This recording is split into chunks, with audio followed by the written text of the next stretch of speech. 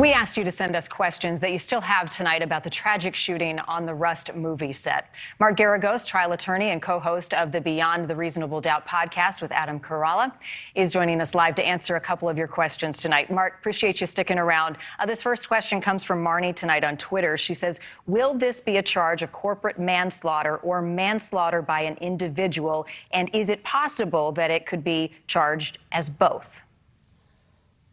Well, Marnie, your namesake asks a very good question. Yes, it could be charged, and I believe will be charged as to an individual. Anytime you've got a high-profile death and unfortunate death like this, authorities tend to lean towards charging it.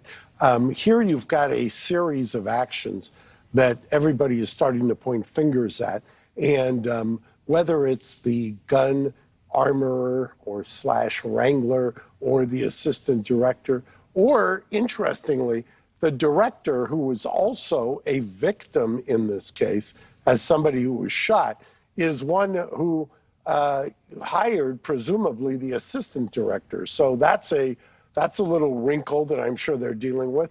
Also, you've got Alec Baldwin, who is not just the actor, but also performing as the producer, and that also exposes him to liability. So everybody here is in play. That's one of the reasons I think that they came out yesterday in the press conference and said they're not clearing anyone so far. They're doing an investigation.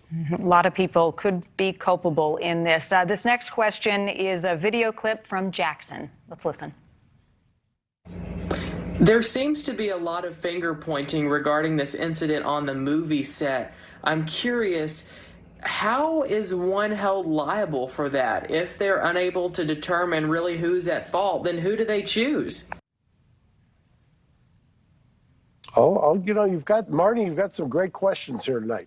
This is interesting because they're not going to, as far as I can tell so far, unless what the gun armorer's lawyer is saying. Today he suggested that somebody intentionally left some live ammunition on the set. I mean, that would be separate and apart from what we've learned so far. But if they're looking at something where there is live ammunition on the set and this death happened, they're looking at what's called an involuntary manslaughter. An involuntary manslaughter by definition means that the mental state of those charged is that they acted with negligence so extreme that we're going to punish them, but it didn't rise to the level of intentional. So even if they can't point a finger at who did it in terms of it being intentional, they're still able to hold, or at least attempt to hold, those responsible in kind of the chain of events who were acting recklessly or negligently. Wow, a lot of good questions from folks at home, and this is a process that's going to take a lot of time to litigate once the investigation is complete. Mark Geragos, we appreciate your legal insight tonight, as always. Thank you very much. Thank you. And as I said, the investigation into what happened on the Rust set is still underway. It could take weeks, even months, before we have the answers that we desire.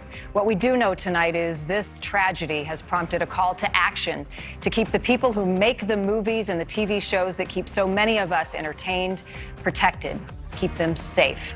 And the time now is for change, and you're seeing that.